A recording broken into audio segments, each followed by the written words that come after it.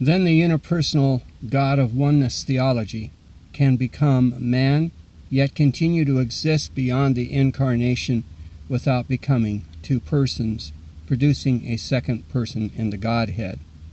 Any charge that oneness view is nonsensical is equally applicable to Trinitarianism. Any charge that oneness theology subtly introduces another person into the Godhead is therefore unfounded. To demonstrate the assertion being made here is not comparable to Trinitarianism, let me elaborate on the difference between the manner in which oneness believers and Trinitarians make a distinction between Father and Son. Trinitarianism teaches 3 eternal distinctions of persons within the one essence of the Godhead. Oneness theology, however, only admits a distinction between the Father and Son, not between the Father, Son, and Spirit, and this distinction is neither personal nor eternal. 2. Whereas in Trinitarian theology the Father-Son distinction is between one divine person and another divine person, in oneness theology the distinction is between the one unipersonal God's existence beyond the incarnation and the same unipersonal God's existence as man in the incarnation. 3.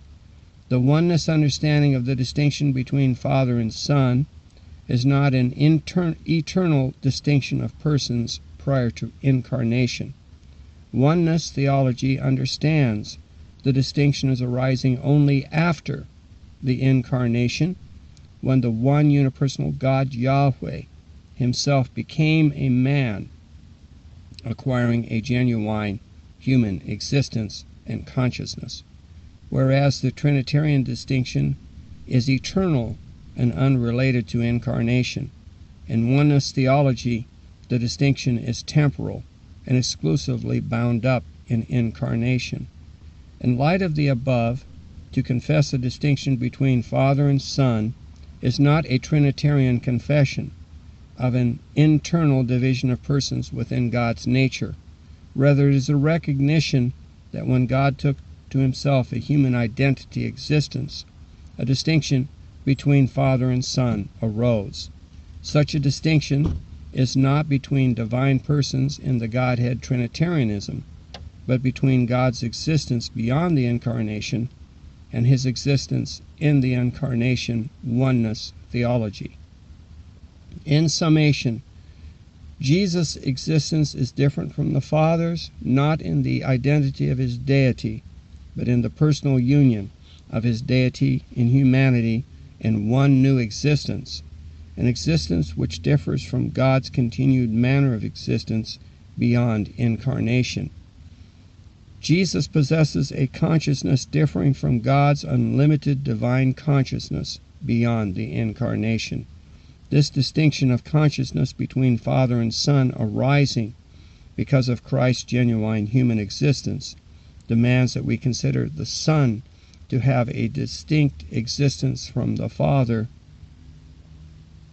in his incarnate existence, but not in the eternal Godhead itself.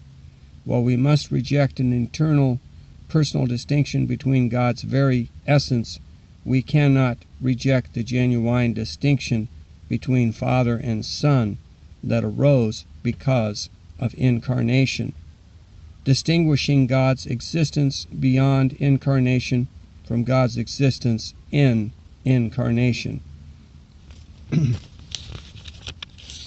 All right. I appreciate the oneness position stated, refuting false Trinitarian claims by its adherence against it. There are many similarities I see between the position and myself, but I reject Christianese as alien to my forms and beliefs, my forms of worship, including the term Godhead as a pagan term and concept among them. I see that because of man, Yahweh seems much more pluralistic than Echad teaches or would lead us to believe. because without man is no need to self-identify as Father, a Son, and Spirit. I return to Yeshua's prayer in the Gospel of John as an illustration of this. For your sakes came this voice forth, not for mine. Did he use ventriloquism?